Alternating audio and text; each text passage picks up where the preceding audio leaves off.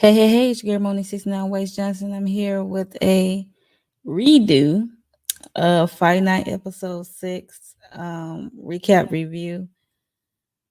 This is a redo because I did it with Inga and I did a playback. I had technical difficulties and it took me a while to get back into the live and it was horrible. So you probably can check it out on Inga aka Ginger Snap channel. If she still have it up, it's terrible. I sounded horrible. I was breaking up. I was sounding robotic. It was so bad, and it took me a while to get my sound back up. So this is a redo for Fight Night episode 6. Um, I'm gonna give a recap, and we're gonna start off. The episode started off with Chicken Man, aka Gordon, came back to the scene of the crime, came back to the house, and Vivian is there, and we see Missouri Slim because Missouri Slim had Vivian to lure Chicken Man to the house.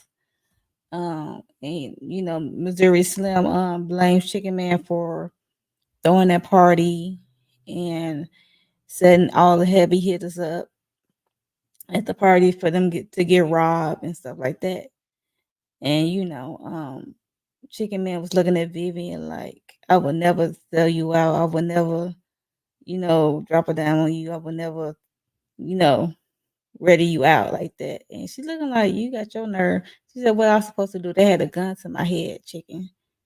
And he got a little attitude about it. And Missouri Slim, I guess, ordered his guy to take him back to that room that Vivian and the other girls was in when the heist happened. But as they was walking down the hallway to the room, Chicken Man somehow, some way punched Missouri Slim guy out, ran to the room, hop out the window, and dipped. Okay, he was gone. He was so fast. And Missouri Slim need to fire that guy that was with him because how you let Chicken Man short self get one up on you. But yeah. So he escaped. So next week, yeah, he went back to the Hidey Hole Motel. Um, what's it called? Easy Rest Motel, some kind of motel, whatever the name of that motel is. He went back to the motel room, calling out Faith's name, and he changed his clothes. He see a note on she left on the Bible. She said, "Take care of yourself, Gordon." And basically, it's like she took the kids and dipped. She left. So I think she went to her sister house, which she should have did in the first place. But yeah, because stuff is getting real hot around there. So she left a note and a prayer hand chain, and he got emotional about it. And the phone rang, and it was Faye. She must have been calling every hour, half hour to see if he will pick up because the timing of it all. Yeah, so he was like, Faye, and she gave the phone to the son, like, yeah, talk to your son. Cause I think Faye is over it. She's kind of through with him and how he living his life and stuff like that. And the young boy, his son, was telling him that he's in the newspaper for this robbery. And that boy asked him, "Is this true?" He said, "No, it's not true. I was not part of no robbery. I gotta clear my name and stuff like that." And in the meantime, he peep out the window. He see the police pull up at the same time, and yeah. So now he know that he's a wanted man, and his face is in the newspaper. And he just told his son to be the man in the house while he's gone and stuff like that, and take care of his mama and sister and stuff. Um, then we get him trying to sneak out the motel room, and the police Mason racist behind got some black guy, him and his cops. He was like, this black guy was like, I'm not no chicken man. He said, not all black people look alike. And then was a white guy at the parking lot. He was pointing it out. He was like, there ain't no chicken man. That's chicken man. And he took off running the opposite way. And Mason was shooting at his back. So chicken man got away again for some heat. So next thing we is at the beauty shop with Missouri Slim, getting his curls tight and Manny and Petty's, I guess. He is there with Vivian, who is his hostage at the time being. And she is there, as his hostage. He said he wanted her to get all dolled up too, so she getting searched too. So, and he said that she owes him what is due, like $50,000 or something like that, for him getting robbed at the heist. So she got to pay up, and he want 5 grand at the end of the day. So, and also, as they were sitting there talking, a guy coming in selling newspaper, and they see that Chicken Man is in the paper as a wanted man, and Vivian still cared for this man, even though he was trying to say that she's selling him out, but she's still trying to like look out for him at the same time. Because he didn't have nothing to do with this heist, and she was telling Missouri Slim like, he is not that bright. He's not that equipped to pull off this kind of thing. So she's just trying to plead with him, but he ain't hearing it. But he want his money, basically. So we see Gordon made it to Hudson House because he needs somewhere to go because he's a wanted man. And Hudson, let him in. They were just talking about their upbringing and stuff like that. And Hudson just look at Gordon, aka Chicken Man, like he just want to be a big time player. And Chicken Man like, nah, I just want to be good at what I do. Only got a 4th grade education in the skin, and he just using what he got. It's just hustling. So he like to throw parties and have make some money and do the numbers.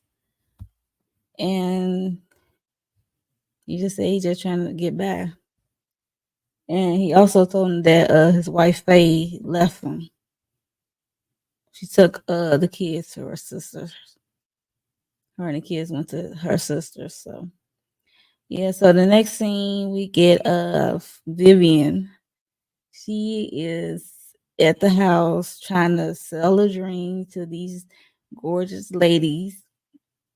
One for the gorgeous ladies, some baddies, trying to get them to do the numbers, run the numbers like Chicken Man. She's taking over Chicken Man business. So she needs to recruit some ladies to do the numbers and stuff like that. And but in I guess in the neighborhood, they not the only one that do numbers, that run numbers. And they asked her like, so how we gonna get people to come to us for the numbers and stuff like that? And she said, you use what you got, basically. Use your sex appeal and stuff like that. She said one sniff of the punani, they'll do anything. So, and the one girl said, girl, I retired. She said, I retired. Though I was cracking up. So we see our girl Maxine is there too. So she was selling this dream. All the girls left except for Maxine. Maxine came back. So Maxine was down with Vivian. So, Maxine had her back. And, Vivian was glad to see that she had someone. Um,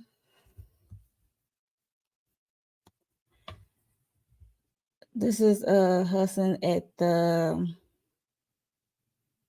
he at the precinct, I guess, because he did get suspended for knocking out Mason, rightfully so, last episode, and he come back, I guess, to pick up his things, and yeah, to come back to pick up his things. Then he see the black cop that he was working with on the case, saying that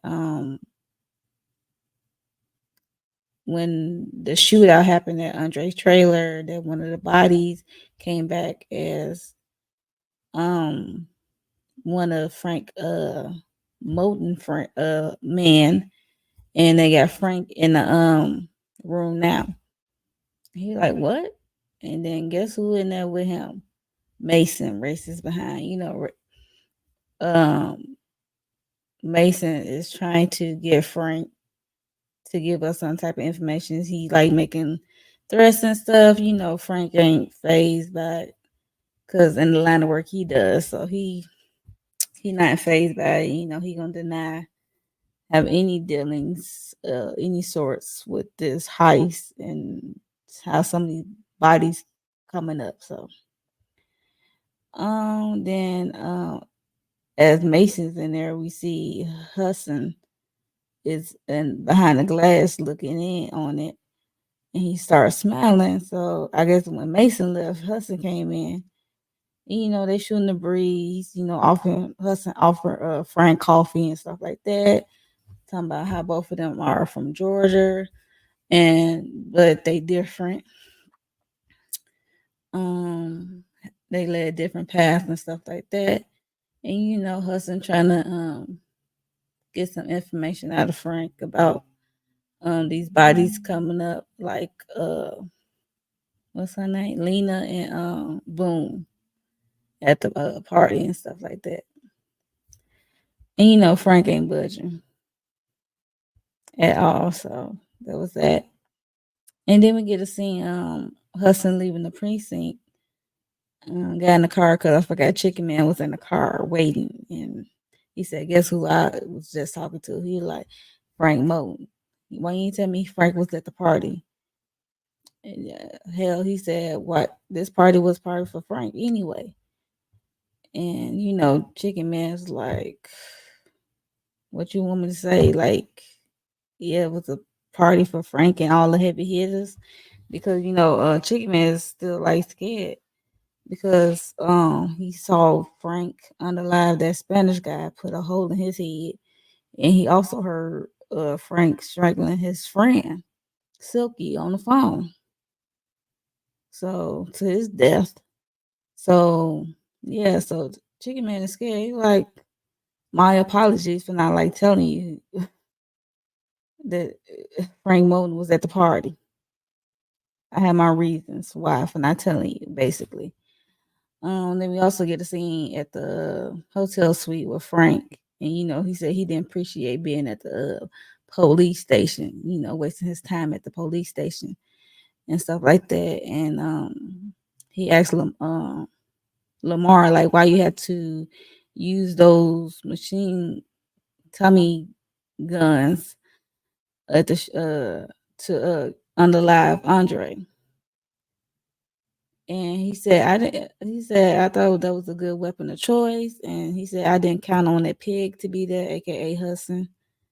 So, which is true. Um, and then we get a phone call from Cadillac, who's in Jersey, running the club and stuff, running things in Jersey. And he was just calling Frank, trying to propose that he come up to Atlanta and Frank go back to New Jersey to, like, I guess, to relieve Frank of the Atlanta business. And he also said he heard some whisperings amongst the firm, a rumor or some whispers among the firm, which is the heavy hitter guys. And Frank wants to know who's starting these who is whispering, because I guess they like whispering, like questioning Frank leadership. basically. So yeah, so he called that for call to tell Frank that information. Next, we got uh Chicken Man Hudson. They went to go see Andre's uncle, and Uncle's upset. Uncle Willie, he is upset, and he said that boy didn't have a chance because he knew that Andre was in danger, and he did not make it out of town. So he's upset and stuff like that because he didn't want to be involved, like because they asked him to give him any information that he can give and a name or something, and all he said was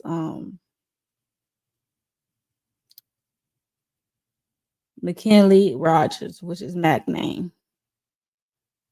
So McKinley Rogers, that's all he get. He said, please don't come back here no more because I don't want to be involved. So basically, he don't want to see them no more, and I don't blame him. Then we get the scene of Vivian and Maxine. They went to go upgrade or diverse their clientele as far as running these numbers. So they walks in, all looking all foxy and hot, and especially Maxine, her one piece baby, and she got her bra, she got her bra like showing outside of this jumpsuit and stuff, and looking all foxy and hot with her fro. And it's like all the guys' head are turning as they come through, honey.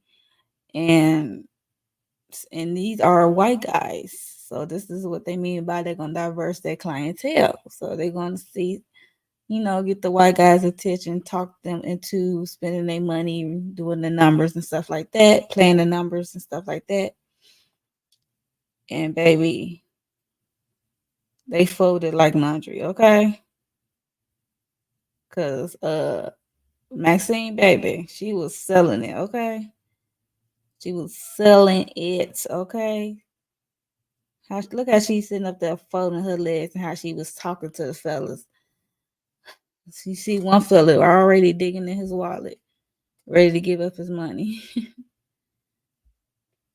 So next thing we see Hudson and Chicken Man, they went to Mac motel room that he still has, which I'm shocked because I'm guessing he stays at the motel.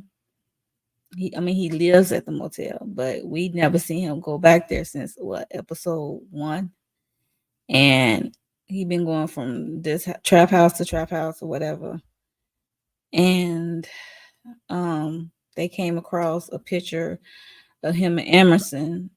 You see that they served together. So because Chicken Man said, I recognize that guy from a club with Silky. And Hudson came across another photo of Mac, Charmaine, they child. And they was like, who is Charmaine? Because they had the names on the back of the picture. So that's how they know the name of the people in the picture. So he said he don't know, but he gonna find out. So I guess he had like some connections still at the precinct, even though he is suspended. So I guess he made a phone call, and they ended up at this girl's job, and she's a perfume girl at a retail store, probably something like a Macy's or something. But I don't know the name of the store, but I know it's like downtown. And yeah, she's a perfume girl. And he went in and approached her, tell her like tell Mac to get himself up because he's some dangerous guys. He robbed some dangerous people. He didn't want him to get hurt and stuff like that because I guess he don't want no more bodies dropping, basically. So he said, if you really care about him, you will let him know of this information or try to convince him to bring himself in. And she, for the longest, she was like, don't approach me about no McKinley Rogers. She said, because they ain't got nothing to do with me. So as Hudson was leaving the store, no, as it was some white cops pull up alongside the Hudson car, and Chicken Man's in the front seat, so he kind of trying to duck a little bit because he's a wanted man. And when police officers they look back like, okay, because it's a man why hunt a white man hunt for Chicken Man, aka Gordon. So yeah, then Hudson came in to intervene. He said, "Y'all is far from y'all jurisdiction. This is downtown." And that's when you talking about the white man hunt for Chicken Man. And yeah, so he was able to divert them from looking in the car any further. You get a scene of Vivian and Maxine. They still there, doing the numbers, having the guys pay up and play the numbers and stuff like that. Um, then we see the janitor. I forgot his name, Sully. The janitor, and one of the guys like told that Vivian is running the numbers now and stuff like that. And he's like, Chicken Man owed me $250. And then he was just saying bad stuff about their business because he's no Vivian's with Chicken Man. So he like tied them together basically. So he's like, nah, they don't even pay their winners. And the white guy's like, say what? No, they don't pay their winners. And then Vivian gave him $500. He was like, whoa, Vivian, you only owe me $250. You gave me $500. She said it's called interest. And he was happy. He was so happy. And she was like, see, we pay our winners. And then, um, everything became okay. And then she pulled Maxine to the side, even though they short $500 because they had to give it up to Sully. They was short of that 5K that Missouri Slim wanted at the end of the day. But Vivian said she will come up with something. So yeah. Um we get a scene of Willie Black and Little Ray. They at the trap house or what have you. I guess they playing cards or what have you. And then, Willie Black is questioning Lil Ray, like, of Mac whereabouts. Like, he been gone all day, where he's at. And then Lil Ray told him, like, he went to go check up on his daughter and his ex-wife and stuff like that. And, Willie Black is not budging. He don't believe him. So he pulled a blicky out on him to his neck and stuff. I guess he was trying to see what he was going to still say the same thing. Well, tell the actual truth. But he was telling the actual truth. But, Willie Black is so paranoid and stuff. He's like unhinged. He got on my nerves this episode. Last episode, I was liking him for what he did for Lil Ray. But this episode, no. And then at one point, he was just trying to talk Lil Ray into doing some other stuff. Like, I could use a person like you, we can rob and go places and rob this and that. Mac was trying to, keep him from Willie Black. And then now Willie Black is saying all this, putting this stuff in his head. And then as that going on, we also see Mac pull up to his ex-wife house to check up on his daughter, and she said she's okay because she told him it was something about the daughter to get him to come. And she told him that the police came and said, I heard you rob, you was part of the heist that's on the news and stuff like that. And then he lied, of course, said no, that's not him, he didn't do it, whatever. And as he talking to his ex-wife, we see a car down the street, and this Hudson and Chicken Man, they in the car peeping out Mac. So they lured Mac out so they can start following Mac. Okay, so we is at the beauty shop. We still at the beauty shop. Vivi came in, gave Missouri Slim the envelope. He said, "You a little short, ain't you?" And then he said, "You gonna have to pay in another way or what you owe." And the way he was positioning himself in the chair, you would think that he wanted a BJ for her. And she thought so too, but he tapped his feet and it was about, he said, yeah, you can rub my feet. He wanted a pedicure. So I was like, woof. I thought he wanted a BJ, but he just wanted his feet rubbed. Okay. A little weird. um, so as that was happening, he dismissed the lady who owned the shop and then come in Frank and Lamar. And Frank is like said, I heard that I see that you let Chicken Man get away. He said, I had found him once, I can find him again since I got his D right here.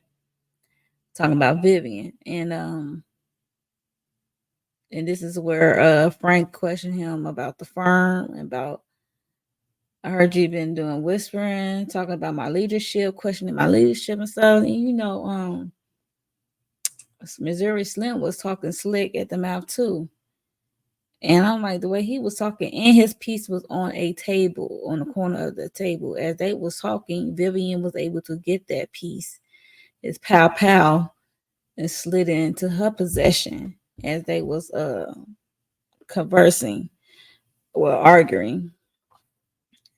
And Frank and Lamar pulled out their guns, and as Missouri Slim was reaching for his, he didn't see it. He panicked, and Vivian took a shot off on him.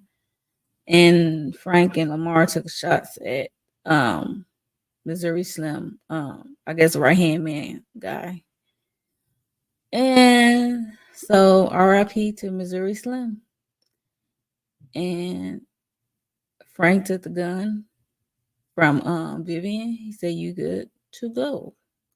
So she is free. She is no one's hostage anymore, which is good to hear. Next thing we goes to New Jersey. This is where Cadillac is. Him and his perm, his Farrah Fawcett wig. Emerson paid him a visit. They went to the batting cage so they can talk in private. Cadillac was going on about how he was in the minor leagues at one point and how he played baseball and stuff like that. And then this is the reveal of, as he was talking, he revealed about this plan. It's not going as planned. So he put this whole heist plan together with Emerson. Plot twist. Okay. I was like, it was him. But I kind of feel like it was him when he called Frank at the hotel trying to get him to come back to Jersey and he go up to Atlanta. The call was kind of off in my opinion. But yeah, so he came up with this plan of the heist, trying to create dissension within the firm for the firm to he want the firm to turn on Frank, question his leadership, but it's not going according to plan. So he asked Emerson to catch for him, stand behind him like an umpire, like as he swing on these balls. Yeah, so he was just talking and talking and talking. And he told him that they gotta go. Well, he gotta go get rid of Willie Black and Mac and Little Ray. Whoever was involved with the heist, you gotta unalive them. And he said, I don't mind Willie Black, but Mac, he saved my life because they did serve together. So he said he saved my life. He said, "No, I don't want to do that because he saved my life. I don't want to do that to Mac." And he let the ball hit. Cadillac let the ball hit Emerson. Because the ball was coming out the machine fast, and it hit him real good. So, and Cadillac said, "I don't care. You better get the job done. Or you gonna be laid out, basically." Um. Then we get a scene of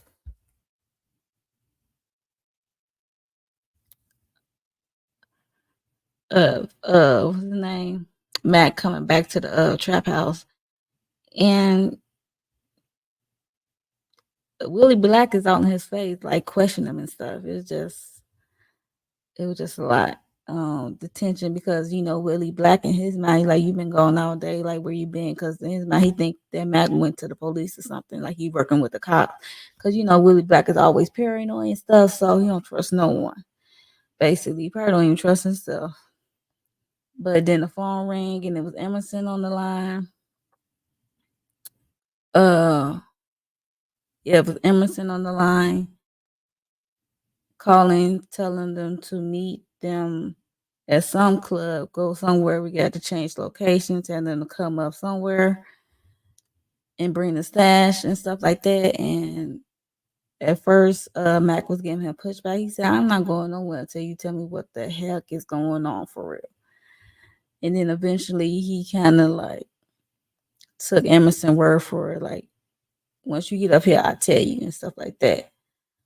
And then at the meantime, when Mac came back to the trap house, uh, Hudson and Chicken Man was following him the whole way through. So Hudson was able to get out the car and go to the side of the house that was in, or building they was in, and he was one to go in there with his piece, with his pow. But I'm like, it'd be 3 against 1, so you probably be laid out, Hudson. So I don't know about that, but it was some kids in front of the house, and he had to put his piece away. So he didn't want to cause no commotion while the kids are out there. So he went back to the car and he lay low, and he saw Mac, Willie Black, and Little Ray left the house with the stash and got in the mystery van that Mac drives. And they went on their way. So, and they followed pursuit right behind them. So, yes, that was the end of the episode of Fight Night, episode 6. So, like I said, this is a redo because I went live with Inga, but I had technical difficulties, so I wanted to do this redo for my sake, okay? Because I was upset how it turned out. You couldn't even hear me, okay? So, yeah, make sure you like the video, comment below if you enjoyed this episode 6, and you can wait till the next episode. Things are heating up, and was you shocked that Cadillac came up with this plan to rob the heavy hitters, the firm, trying to get the firm to turn on Frank? Yeah, so let me know your thoughts below about that, and make sure you are subscribed if you're not already, and share this video, okay? Yeah, so, and I will see you in the next episode. The next episode, I will be live with Inga. So, yeah, I'll see you in the next one. Bye. On track, now we gon' way up. W is easy as a layup. Working late.